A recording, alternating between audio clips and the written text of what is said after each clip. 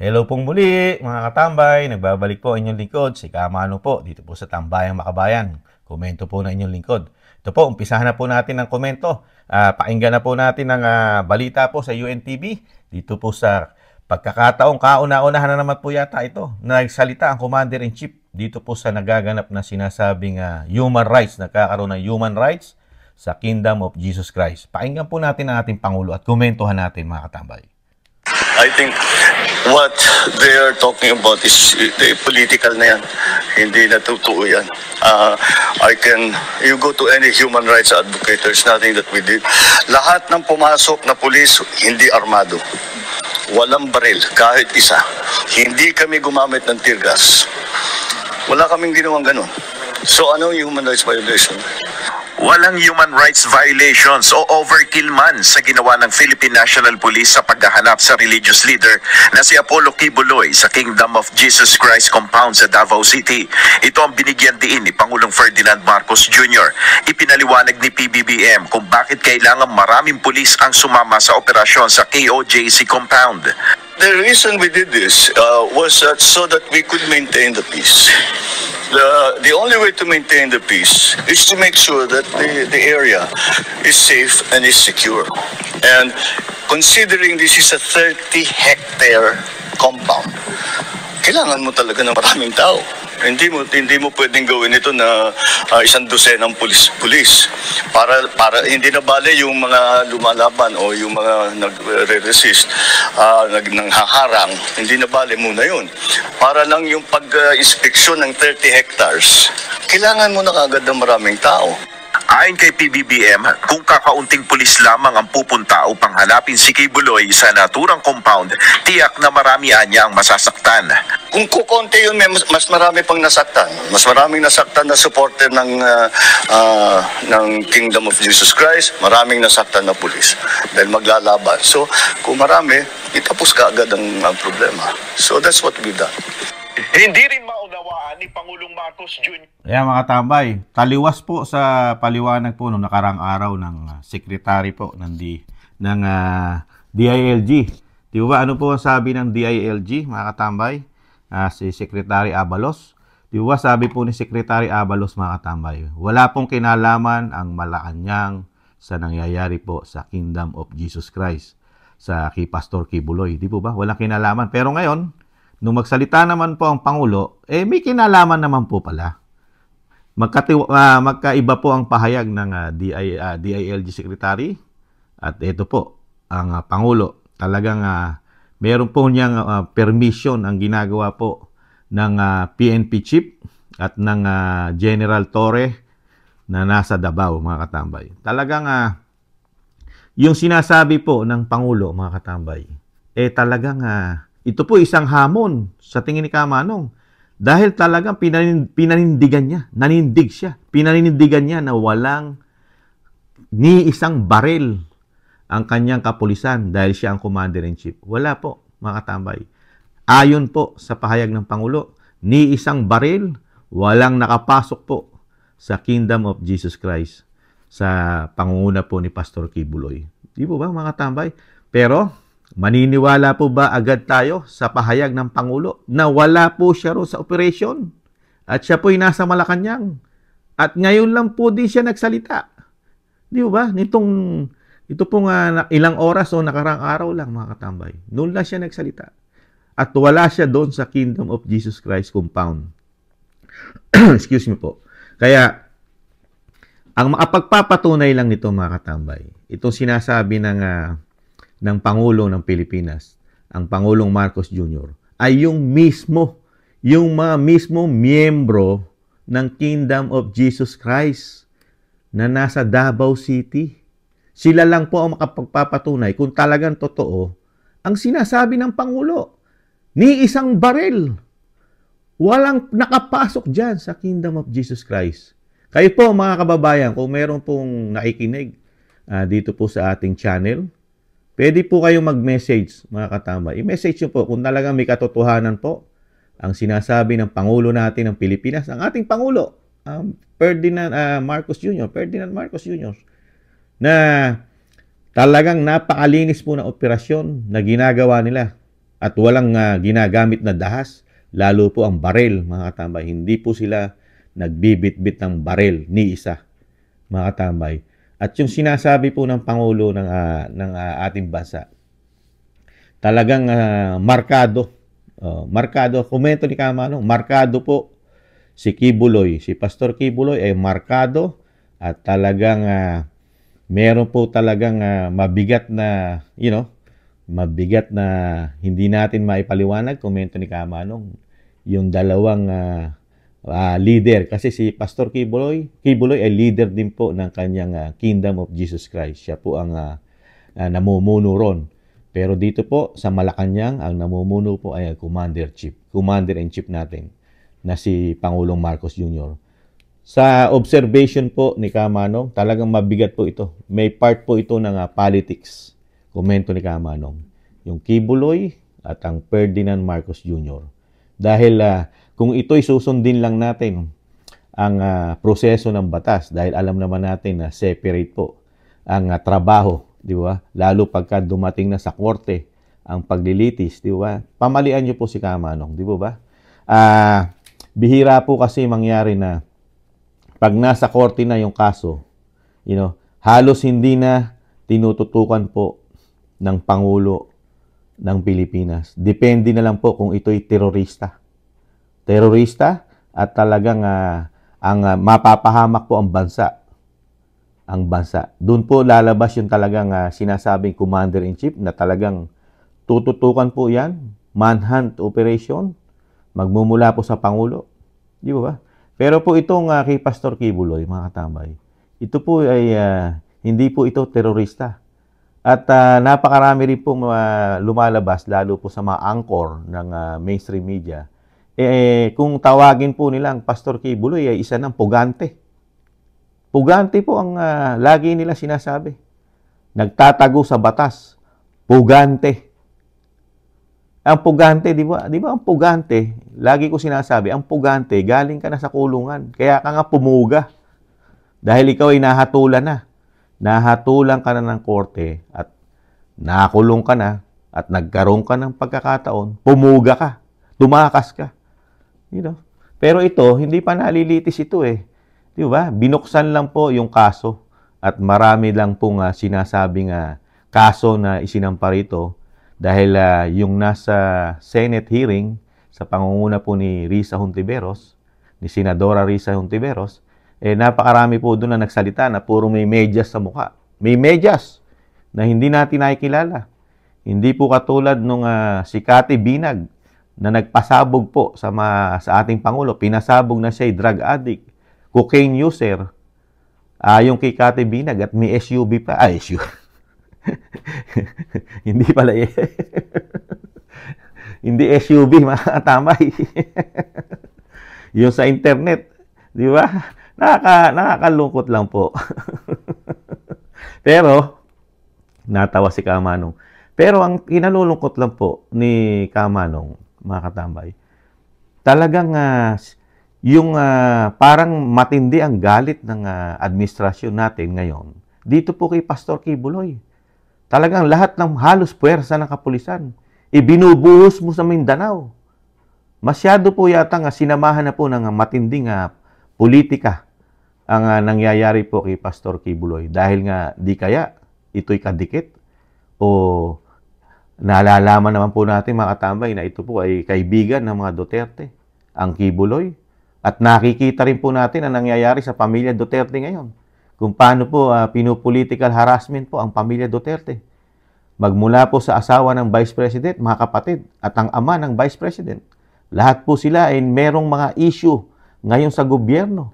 Diba? At sinasawsawan pa ng International Criminal Court. Di ba? Kaya nakakalungkot lang po. Pagdating po dito sa issue kay Pastor Kibuloy, gising na gising po lahat ang enforcement ng kapulisan. Pero pagdating po sa issue ng Pangulong Marcos, lalo na po, meron po tayong mga ebidensya na sinasabi rin si Jonathan Morales, ang dating agent, ang dating agent po ng PIDEA. Meron din po mga ebidensya. Pero hindi po tinututukan ng PNP yan at ng PIDEA. Di ba? Yung USB na hawak ni Cathy Binag, hindi man lang tinututukan po kung totoo ba yung mga USB na yon na i-download po ron. Di po ba? Ano lang po, nagtatanong lang si Kamanong dahil masyado pong nakatutok sa Kingdom of Jesus Christ ang Pangulo at ang mga kapulisan at ang sina DOJ at DILG. Di ba? Nakatutok po sila lahat dyan. Pero sa issue naman po ng Pangulo ng Pilipinas, sa pangunguna rin po ni Cathy Binag na may hawak na USB, hindi hindi SUV, mga tambay. At si Jonathan Morales, di ba? Na dating agent ng PIDEA, di ba? Pero nabanggit ko lang nabanggit lang ni Kamanong, mga katambay. Kasi bulag po ang ating mga PIDEA, bulag ang PIDEA, bulag ang NBI, bulag ang kapulisan. Nabubulag na rin yata ang kasundaluhan. Dito po sa issue ng ating Pangulo, na kadalasan po marami po siyang interview, nakikita ni Kamanong na gumaganon. Hindi natin alam kung yun may sakit siya o ano. Lagi po, nakikita rin ni Kamanong sa mga interview ng Pangulo. Katulad nung nakaraang dahil hindi niya maiwasan na parang kumakain ng nanggigiling ng mani. Parang dinudurog yung mani sa kanyang bibig. Nakakalungkot lang. Tapos hirap na hirap din siya magpa-drug test. Yung hamon po ng dating Pangulong Duterte. Na i-drug test siya sa lahat ng uri ng droga. Magmula sa buhok, itetest ang kanyang buhok, ang kanyang dugo, ang kanyang ihi. Di ba? Tapos wala pong sagot dito, walang kibo ang ating Pangulo. Tapos ngayon, yung mga kababayan natin, nasa Liwasan, Bonifacio, nagtitipon-tipon at meron din po sa part ng Mindanao, sa Davao, di ba? Na kinukundi na po yung kanyang pamamahala. Nagtataing ang kawali po dyan ang Pangulo, lalo sa mga issue. At ngayon, nagsalita po siya, pinagtatanggol niya po ang kapulisan, nataliwas naman doon sa unang interview ng DILG Secretary na Secretary Abalos. Ngayon, nakita niyo po, pati yung puwersa, talagang ganun po pala talaga ang gagamitin lang puwersa ng kapulisan. Di ba? Kasi kung ito po kasi ay sa tingin ni Kamanong, kung hindi po ginamitan po ito na talagang gigil na gigil magmula sa taas, komento ni Kamanong, gigil na gigil po kasi silang makuha si Pastor Kibuloy magmula po sa Commander-in-Chief hanggang dito po sa mga secretaries, mga katabay. Hindi natin alam kung ano mga plano nila. Pero kung yung sinasabi ko nga, mga katambay, komento ni Kamanong, kung ito po ay magmumula lang, mismo ang gagalaw lang ang ating justice system. Ang justice system natin. Dahil ito po nasa korte na. Kung ang gagana lang po rito at ang talagang mag-uutos lang po ay ang korte at hindi sasawsawan ng Pangulo ng Pilipinas, sa tingin po ni Kamanong, hindi po magkakagulo ng ganito sa Kingdom of Jesus Christ. Kaya lang po, nasama na po kasi sa komento ni Kamanong, nasama na po kasi ang Kibuloy sa sinasabing politika. Na politika na po. Kaya po lalo po siyang nagiging paborito po ng administrasyon po ng Pangulong Marcos. Paborito na po siya ngayon na talagang tugisin at talagang nahihilera na po siya sa most wanted yata ng bansa dahil mismong mainstream media ang tawag na po sa kanya ng mga anchor, yung karamihang anchor ay pugante na mga katambay. Hindi pa siya nahatulan sa korte, hindi pa siya nalilitis, pero pugante na ang tawag. Pero ito, mga katambay, yung sinasabi ng Pangulong Marcos na napakalaki. Napakalaki ng Kingdom of Jesus Christ. Less or more than 30 hectares, malaki po yun. Kaya doon nga sa sinasabi ng Pangulong Marcos, para nga naman daw hindi magkagulo at mawalan po ng sinasabing sakitan sa pamamagitan po ng kapulisan at ng mga miyembro po ng Kingdom of Jesus Christ, okay lang daw po ang ganong karaming pulis. Kung tutuusin, baka nga naman kulang pa yun di ba? Dapat ipinadala na rin ang puwersa ng kapulisan doon po sa Kingdom of Jesus Christ. Dahil nga sa panggigigil na mahuli at makuha ang Kibuloy. Dahil ito po, pinatungan po nila ito.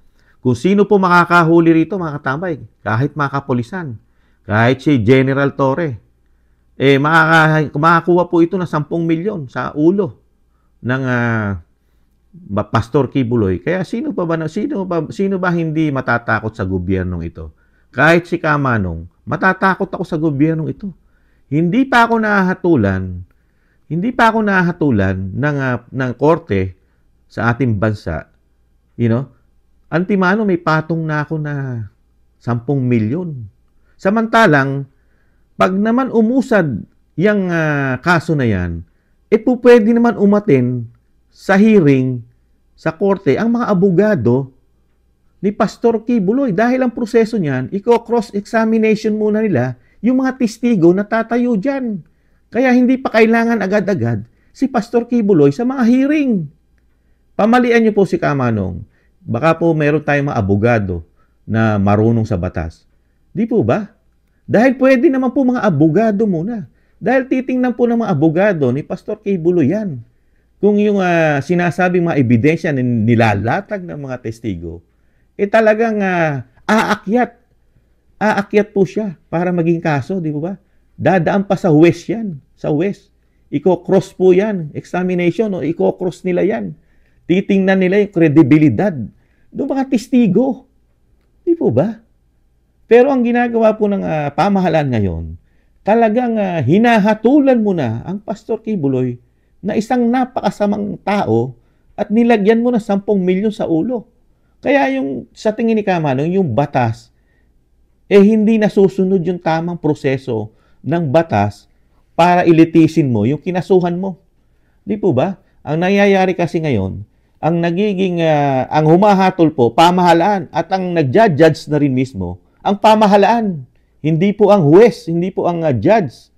Ang nakikita ni Kamanong, mga katambay, ang commander-in-chief na, ang nag-aakusa, at siya na rin po ang nagja-judge, di umano, komento ni Kamanong. At ganun din po ang mga sekretary ng DOJ at DILG, na meron na po silang konklusyon at hatol dito sa pastor. Dahil ginamitan mo na ng isang damukal na puwersa. Di ba? Samantalang may proseso ang batas. May proseso ang batas. Di ba? Ni wala pang hearing na nagaganap. Ni hindi pa nakakaakyat sa piskal. Di ba? Dahil hindi pa nagkikita-kita yung abogado ng Kibuloy, yung mga testigong tatayo dyan para ma-cross examination niya, kung ano man ang tawag dyan. Kakausapin po ng mga abogado yan. Kung yan hindi nagsisinungaling at totoo yung mga nilalatag nilang mga ebidensya na magpapatotoo na napakaraming kasalanan sa batas ng Pastor Kibuloy. Di ba? Pero ngayon nakikita natin, ginagamit po ang puwersa. Halos lahat ng puwersa ng Commander-in-Chief. Kasi sa Commander-in-Chief po magmumula talaga lahat po yan. Bago po dumating sa mga sekretary yan, kailangan may basbas muna na Commander-in-Chief. Di po ba? Kaya kayo po mga katambay, ano po sa tingin nyo? At lalo po yung mga miyembro po ng Kingdom of Jesus Christ, pasinungalingan nyo po o patotohanan nyo yung sinasabi ng ating Pangulo na ni isang baril walang nakapasok po dyan sa inyong compound ng Kingdom of Jesus Christ, mga katambay, mga kababayan, lalo po sa Davao. Para po malaman natin kung sino ang nagsasabi ng totoo. Ang Pangulo ng Pilipinas, ang Marcos Jr., na pinagdiinan niya ni isa. Hindi sila gumagamit ng dahas, pati baril. Wala silang nilalabag na human rights, mga katambay. Kayo po, mga katambay, mga kababayan ko sa Mindanao, lalo po ang miyembro po ng Kingdom of Jesus Christ, kayo po ang magsasabi ng totoo dahil kayo'y nakasaksi. Saksi po kayo sa pangyayari. Hindi po ang Pangulo. Ang Pangulo po ay nasa Malacanang. Kayo po ay nasa Kingdom of Jesus Christ. Kayo po yung pinapasok dyan. Di po ba mga katambay? Hintayin po natin. Hintayin po ni Kamanong, yung mga miyembro po, ng mag-message po sa ating message section para po malaman din po ng Pangulo ng Pilipinas na yung sinasabi niya ay totoo ba o hindi totoo. Dahil sa ngayon po, nakikita ng mga Pilipino ay hirap na pong pagkatiwalaan ang ating Pangulo, lalo po sa mga desisyon at yung kanyang mga sinasabing mga speech, pahayag, at yung kanyang mga panaginip na pangako na puro panaginip na lang, mga katambay. Muli po si Katambay Manong, Maraming salamat po mga tambay sa mga nakagusto po na ating maliit na channel. At thank you po sa mga nagla-like, share, and subscribe.